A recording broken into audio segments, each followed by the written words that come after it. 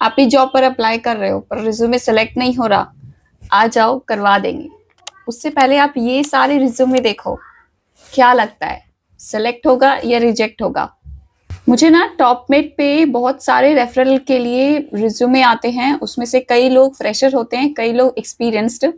और मैंने ये नोटिस किया है कि उनके रिज्यूमे में बहुत सारी कमियां होती है, जिसकी वजह से मे बी उन्हें कॉल नहीं आता होगा और वो रिजेक्शन को बहुत ज़्यादा फेस कर रहे हैं। हम सभी को ये तो पता है कि रिज्यूमे में एटीएस स्कोर होना बहुत ज़रूरी है, पर क्या आपको पता है कि बिना एटीएस स्कोर के भी हम बहुत छोटे छोटे चेंजेस को करके एक अच्छा रिज्यूमे तैयार कर सकते हैं, जिसके थ्रू हमें बहुत सारे कॉल आते हैं। मेरा खुद का एक एक्सपीरियंस है, जब मैं जॉब ले रही थी एज अ फ्रेशर और जब मैं एक्सपीरियंस्ड के तरीके से जॉब चेंज कर रही थी, तब भी मैंने कोई एटीएस स्कोर नहीं चेक किया अपने रिज्यूमे का। बस अपने फील्ड के अकॉर्डिंग कुछ माइनर माइनर चेंजेस किए और उसको फिर उस रिज्यूमे के थ्रू अप्लाई किया। हाँ, अगर आप कीवर्ड्स वगैरह अच्छे से मेंटेन करते हैं तो आपको एटीएस स्कोर अपने फील्ड में ज़रूरी नहीं है चेक करना। आप उसको अप्लाई करिए, अपने आप वो रिज्यूमे सेलेक्ट होता है और फिर आपको कॉल्स भी आने लग जाते हैं। बहुत सारे ऐप के थ्रू आप कर सकते हैं। तो आज इस वीडियो में मैं 2 कैटेगरी के लोगों के रिज्यूमे को एनालाइज़ करूँगी और उसमें कितने-कितने मिस्टेक्स हैं, उसको कैसे इम्प्रूव किया जा सकता है, वो सब के बारे में बात करूँगी। पर उससे पहले मैं इस वीडियो में बताऊँगी कि कौन-कौन से ऐसे पॉइंट्स हैं जिसको आप करेक्ट कर सकते हैं अपने रिज्यूमे में, बिना एटीएस स्कोर चेक किए भी आपका कैसे कॉल आ सकता है। कुछ डूज़ एंड डोंट्स हैं जो कि हमें बहुत ज़्यादा ज़रूरी होता है ध्यान रखना। तो फ्रेशर के रिज्यूमे को देखेंगे, एक्सपीरियंस्ड के रिज्यूमे को देखेंगे, उनकी गलतियों को एनालाइज़ करके उसको इम्प्रूव करेंगे और एक अच्छा फॉर्मेट भी तैयार करेंगे। तो चलिए, तो शुरुआत मैं डूज़ एंड डोंट्स से करूँगी कि हमारे रिज्यूमे में क्या ज़रूरी है करना और क्या नहीं ज़रूरी है बिल्कुल भी उस चीज़ को नहीं करना। तो पहला पॉइंट है कि हमें जब हम अपना रिज्यूमे तैयार कर रहे हैं तो उसमें हमारा फ़ोटो नहीं डालना, क्योंकि आप पहले ही आप उसको अपना फेस दिखा रहे हो। ऑब्जेक्शन नहीं करूँगी, पर ऐसा कई बार होता है कि हम किसी का भी फेस को देखकर हम पहले जज कर लेते हैं कि वो इंसान, वो पर्टिकुलर कैंडिडेट वो कैसा होने वाला है। हमारी नॉलेज नहीं दिखती है, हमारा फेस दिखता है और वो फेस देख के हम जज हो जाते हैं। सेकंड चीज़, मेरे को जितनी भी रिज्यूमे आती है ना, उसमें से कई रिज्यूमे में मैं नोटिस करती हूँ कि वो प्लेस मेंशन नहीं करके रखते हैं। आपका स्टेट मेंशन करना ज़रूरी है, क्योंकि इससे ये भी पता लगता है कि आप कौन से स्टेट को प्रेफर करेंगे। प्लस वहाँ पे जो प्रेफ़रेंस डाला जाता है, जैसे किसी भी कंपनी में वैकेंसी निकल रही है तो उसमें उनको एमपी के लोग चाहिए, उसमें नॉर्थ साइड के लोग चाहिए, उसमें गुजरात साइड के लोग चाहिए, तो वो जॉब लोकेशन से भी आपका रिज्यूमे सेलेक्ट होने के चांसेस होते हैं। थर्ड पॉइंट हो गया, अगर आप एक्सपीरियंस्ड पर्सन हैं तो आपको करियर ऑब्जेक्टिव की जगह अपनी प्रोफाइल समरी लिखनी है। प्रोफाइल समरी में सबसे पहली चीज़, आपको कितना एक्सपीरियंस है, how many years of experience you have, 2 years, 3 years, 1+ years, ऐसे करके आप मेंशन करिए। क्योंकि सबसे पहले ना हम यही चेक करते हैं कि आप कितने एक्सपीरियंस पे बैठे हैं। अब उस प्रोफाइल समरी में आपने क्या कौन कौन सी कंपनी में काम किया हुआ है, कौन कौन से स्किल्स पे काम किया, एक बहुत ब्रीफ इंट्रोडक्शन टाइप वो चीज़ होनी चाहिए। और जो लोग फ्रेशर हैं वो करियर ऑब्जेक्टिव मेंशन करते हैं, बिकॉज उन्होंने पहले कोई काम नहीं किया कहीं पे भी और उनका अब ऑब्जेक्टिव क्या है, अब उनका गोल क्या है, वो फ्यूचर में क्या करना चाहते हैं, तो वो करियर ऑब्जेक्टिव मेंशन कर सकते हैं। बट करियर ऑब्जेक्टिव से अच्छा होगा कि वो समरी, प्रोफाइल समरी, इस टाइप की चीज़ें वो मेंशन करें, तो ज़्यादा थोड़ा एडवांस लेवल का हो जाता है, थोड़ा अच्छा लगता है। अब मैं फोर्थ चीज़ बताती हूँ। मैंने बहुत बार रिज्यूमे में देखा है कि आपका रिज्यूमे एजुकेशन से स्टार्ट हो रहा है। नहीं, आपके एजुकेशन को नहीं देखने वाला कोई, ठीक है? वो एक लास्ट प्रेफ़रेंस चीज़ हो जाती है। हम सबसे पहले प्रेफ़र करते हैं स्किल्स, उसके बाद आपका एक्सपीरियंस क्या है और फिर एजुकेशन पे हमारा ध्यान जाता है। तो आपको सबसे पहले एक्सपीरियंस मेंशन करना है। अगर आपके पास कोई एक्सपीरियंस है तो आपको एक्सपीरियंस मेंशन करना है, स्किल्स मेंशन करना है और फिर अगर आपने कोई प्रोजेक्ट बनाया है वो मेंशन करना है। फिर तब जाके आप एजुकेशन लास्ट में मेंशन करिए। अब फिफ्थ पॉइंट और सबसे इम्पॉर्टेंट पॉइंट है कि जो भी कीवर्ड्स है, जैसे मैं एसएपी पे काम करती हूँ, तो एसएपी को मैं बोल्ड लेटर में लिखूंगी। आप लोग के पास एसक्यूएल की टेक्निकल स्किल्स है, आपके पास जावा की स्किल्स है, पाइथन की स्किल्स है, उसको ही हाईलाइट करिए। कौन कौन से सॉफ्टवेयर यूज किया हुआ है आपने, उसको हाईलाइट करिए। और हाईलाइट कैसे करना है? बोल्ड लेटर में।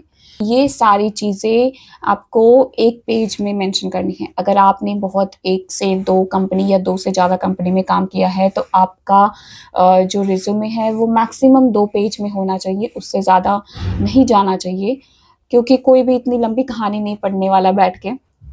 जस्ट एक नज़र में देखते हैं कोई भी। मैं भी जब अप्लाई करती हूँ, मैं भी जब रेफरल देती हूँ, तो मैं बहुत सारे लोग ऐसे टॉप में पे होते हैं, उन्होंने बस रिज्यूमे डाल दिया और can you give me referral for this company, या फिर can you give me referral, ऐसे लिख के भेज देते हैं। वो कुछ भी मेंशन नहीं करते, एक्सपीरियंस्ड, स्किल सेट कुछ भी मेंशन नहीं करते। तो मुझे उनके रिज्यूमे को खोल के चेक करना पड़ता है कि उन्होंने क्या किया है अपनी लाइफ में। तो चलिए अब हम रिज्यूमे देखते हैं, और फ्रेशर के रिज्यूमे, एक्सपीरियंस के रिज्यूमे कैसे हैं, और कैसे कैसे रिज्यूमे में क्या क्या मिस्टेक्स है, उसको इम्प्रूव कैसे किया जा सकता है, वो चलिए स्टार्ट करते हैं देखना। इस वीडियो में मैं टोटल 7 रिज्यूमे चेक करने वाली हूँ, और इसमें क्या क्या मिस्टेक है और क्या क्या इम्प्रूवमेंट हो सकता है वो देखूंगी।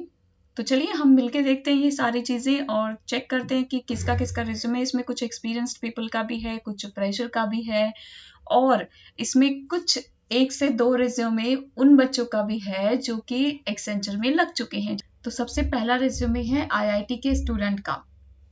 इन्होंने ग्रेजुएशन आईआईटी बॉम्बे से किया हुआ है, और 2027 में इनका ग्रेजुएशन कंप्लीट होगा, और ये फ्रेशर हैं। तो इनका रिज्यूमे कुछ अचीवमेंट्स, एक्सपीरियंस, प्रोफेशनल एक्सपीरियंस से स्टार्ट होता है। एक्सपीरियंस में इन्होंने जैसे इस पे काम किया हुआ है, consulting and strategy analysis, and उसके बाद मार्केटिंग मैनेजर, इन सब चीज़ों पे काम किया हुआ है इन्होंने। फिर रिस्पॉन्सिबिलिटीज मेंशन करी हुई है, उसके बाद की प्रोजेक्ट्स मेंशन किया हुआ है।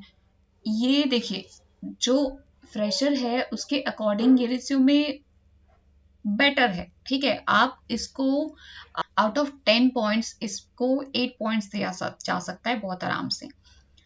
अब इसमें मिस्टेक क्या है मैं बताती हूँ। देखिए, इन्होंने जो अपना एजुकेशन चीज़ें मेंशन करी है, ये चीज़ एक्स्ट्रा करिकुलर एक्टिविटीज से जस्ट पहले मेंशन किया जा सकता था, और इन्होंने अचीवमेंट मेंशन किया हुआ है। इस अचीवमेंट को हम ऊपर रख सकते हैं, क्योंकि ये फ्रेशर हैं तो इसको ऊपर ही रखा जाएगा। उसके बाद एक्सपीरियंस इन्होंने अचीव किया, रिस्पॉन्सिबिलिटीज, ओवरऑल अगर देखा जाए तो इसमें जो फॉर्मेट है वो ठीक ठीक है। अब मैं नेक्स्ट रिज्यूमे चेक करूंगी, नेक्स्ट रिज्यूमे भी एक फ्रेशर का ही है। और हाँ, मैंने ये सारी चीज़ें जो डिटेल, नाम, फ़ोन नंबर, ये सारी चीज़ें जो मेंशन होती है वो सब मैंने हाइड कर दिया है बिकॉज ऑफ प्राइवेसी कंसर्न।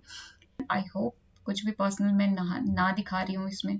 तो ऑब्जेक्टिव इन्होंने मेंशन किया हुआ है। अब मैं बताती हूँ, ये फ्रेशर है, एजुकेशन मेंशन किया है, प्रोजेक्ट्स लिखा हुआ है, लैंग्वेजेस लिखी हुई है, हॉबीज लिखी हुई है, सर्टिफिकेशन क्या क्या क्या है, और डिक्लेरेशन।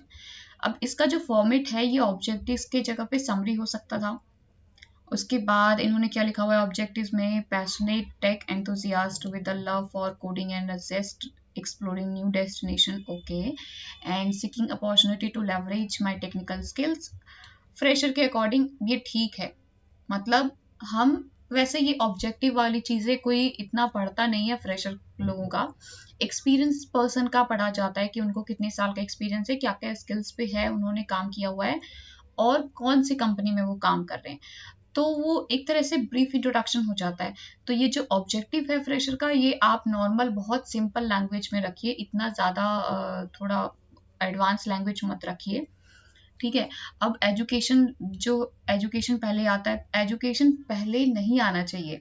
प्रोजेक्ट्स आपको पहले मेंशन करना है, स्किल्स आपको मेंशन करना है, ठीक है। तो ऑब्जेक्टिव्स के बाद आप स्किल्स मेंशन करिए, प्रोजेक्ट्स मेंशन करिए, फिर एजुकेशन, प्रोजेक्ट्स के बाद एजुकेशन आएगा, उसके बाद लैंग्वेज, सर्टिफिकेशन, हॉबीज और डिक्लेरेशन। इस सीक्वेंस में ये चीज़ें मेंशन होगी। तो ये फॉर्मेट पे थोड़ा वर्क करने की ज़रूरत है। अब नेक्स्ट रिज्यूमे हम देखते हैं किसका है फ्रेशर और experience. This is also a fresher candidate. he or she also has mentioned education in first रो। इनका प्रोजेक्ट मेंशन है, उसके बाद कोर्स वर्क स्किल्स, और फिर इंटर्नशिप, फिर टेक्निकल स्किल्स, दो दो बार स्किल्स।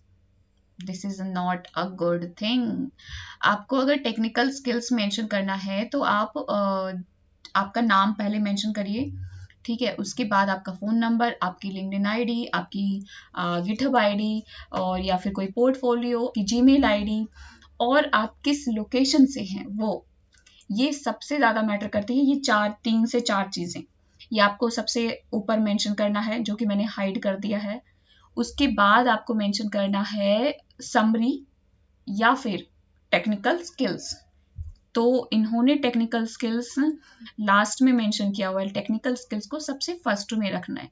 उसके बाद आएगा प्रोजेक्ट्स, उसके बाद आएगा इंटर्नशिप, फिर हमारा आएगा एजुकेशन, और फिर हम डाल सकते हैं extra curricular activities, and then certification.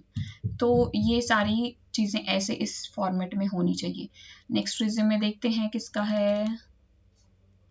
This is also a fresher candidate. Okay, आज फ्रेशर के लिए ही हम खोल रहे हैं, और इन्होंने ये क्या किया हुआ है, सेकेंड पेज ऐड कर रखा है और ये ब्लैंक पेज है।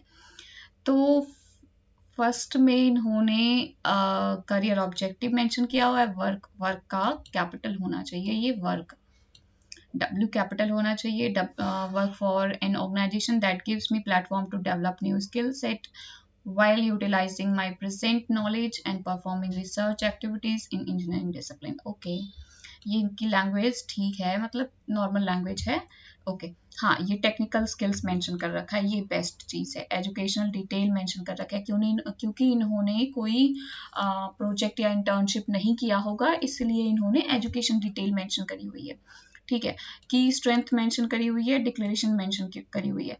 फ्रेशर के हिसाब से ये मतलब 10 आउट ऑफ हम इसको 6 दे सकते हैं। और अब आते हैं नेक्स्ट रिज्यूमे पे। नेक्स्ट रिज्यूमे है एक्सपीरियंस्ड पर्सन का, और चलिए, तो एक्सपीरियंस पीपल ने भी क्या, इनको कितने साल का एक्सपीरियंस है, इन्होंने 2020 में ज्वाइन किया था और करीब 4 साल का एक्सपीरियंस है। इन्होंने समरी देखिए, मैंने आपको पहले ही बोला था, एक्सपीरियंस्ड पीपल को पता होता है कि रिज्यूमे कैसे बनाना है, और उन्हें आइडिया होता है, क्योंकि वो बहुत बार रिजेक्शन भी फेस कर चुके होते हैं ऑलरेडी। तो ये समरी है, उन्होंने मेंशन कर रखा है, जैसे कि मैंने पहले बता दिया था आपको। Data science professional with 4 years of experience and a strong foundation in computer engineering। Okay, proficiency in machine learning skills mention करी हुई है, और एक्सपीरियंस मेंशन किया हुआ है। Seeking full time position now, what they want to do, वो mention किया हुआ है।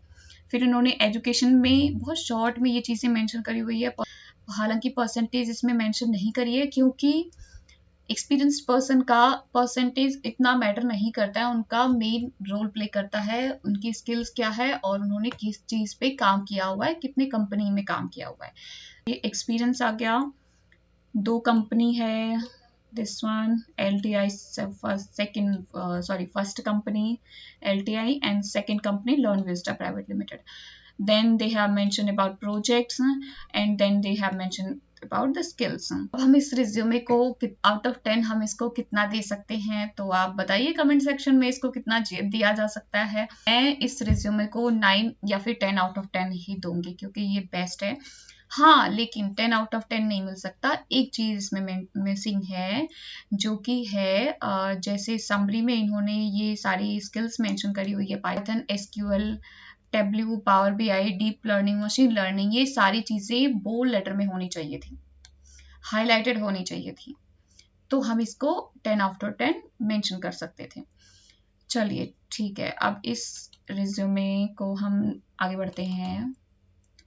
अब आप इस रिज्यूमे को देख के क्या कहेंगे बताइए। ये रिज्यूमे एक्सेंचर में सिलेक्ट हो चुका है इंटरव्यू के लिए, हालांकि अभी तक इंटरव्यू हुआ नहीं है, बट ये सिलेक्ट हो चुका है। यही बहुत बड़ी बात होती है, इंटरव्यू तक जाना बहुत बड़ी बात होती है।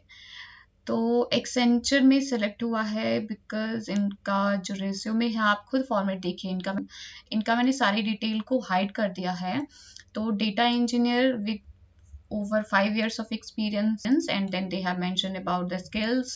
उसके बाद job experience 4+ years, and then internship of about how many months, like they have mentioned 8 months. तो डेटा इंजीनियर पे इन्होंने आपको, मैं एक और चीज़ बताती हूँ, जब आप एक्सपीरियंस मेंशन कर रहे हो तो जो आपका लेटेस्ट एक्सपीरियंस है, लेटेस्ट कंपनी है, वो आप उस कंपनी को आप सबसे ऊपर रखेंगे। जैसे ये जुलाई 2024 से प्रेजेंट तक ये काम कर रहे हैं डेटा इंजीनियर में, तो इन्होंने पहले रखा हुआ है। ये चीज़ आपको ध्यान में रखनी है।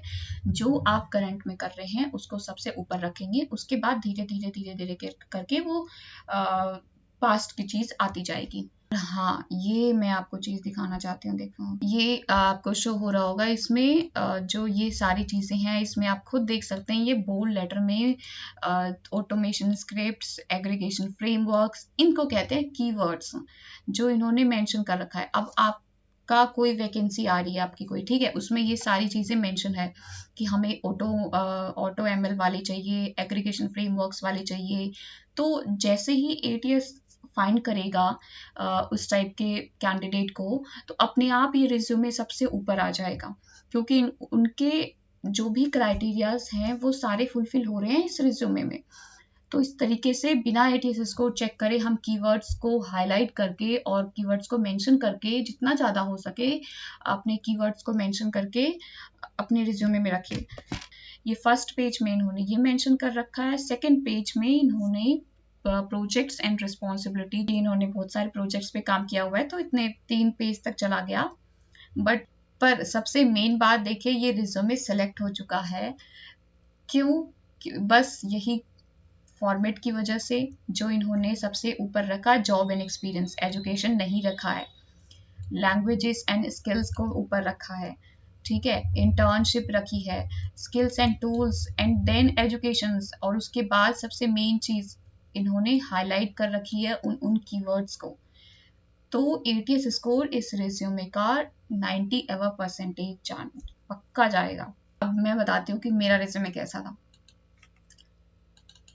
जो एक्सेंचर में सेलेक्ट हुआ है।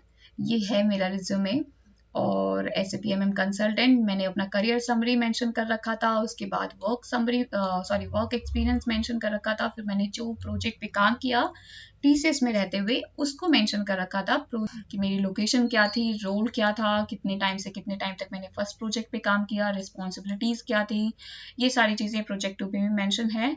और उसके बाद education, skills and awards and achievements. So this all thing I have mentioned in my resume, or which was selected in Accenture, and now I'm working in Accenture for last 1.5 month. हालांकि मैं अभी bench period पे हूँ, मुझे कोई project नहीं मिला because of some requirements. I don't know why they don't have any requirement for SAPMM consultant, but yeah, in future I'm hoping that I'll get any project soon.